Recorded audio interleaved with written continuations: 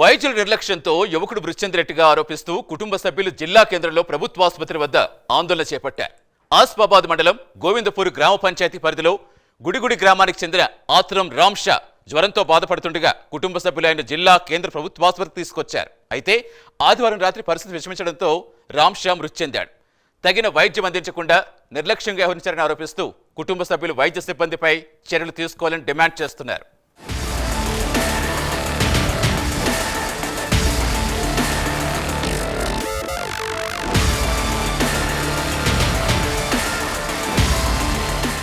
గోవిందపూర్ గ్రామం ఎక్స్ సర్పంచ్ మొన్న శనివారం రోజున సాయంత్రం 3 గంటలకు గురుగుడి నుంచి ఆత్రం రామ్షా అనే పిల్లవాడిని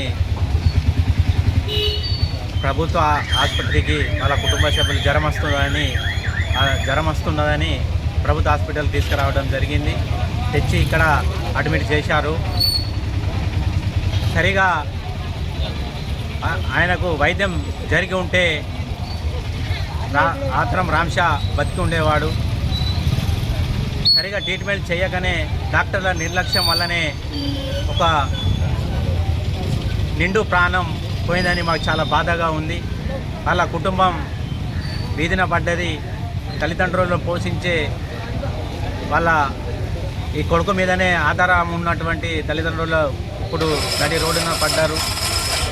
ఎందుకంటే ఇక్కడ డాక్టర్ల నిర్లక్ష్యం వల్లనే మా రామ్షా చనిపోవడం అనేది మాకు ఇక్కడ అర్థమవుతుంది. ఎందుకంటే ఆయన మంచిగానే యాక్టివ్గానే వచ్చిండు. మామూలు జ్వరంతో 2 రోజుల్లో ఎలా చచ్చిపోతారు? ఇక్కడ ట్రీట్మెంట్ చేయక చంపేశారు అసలు.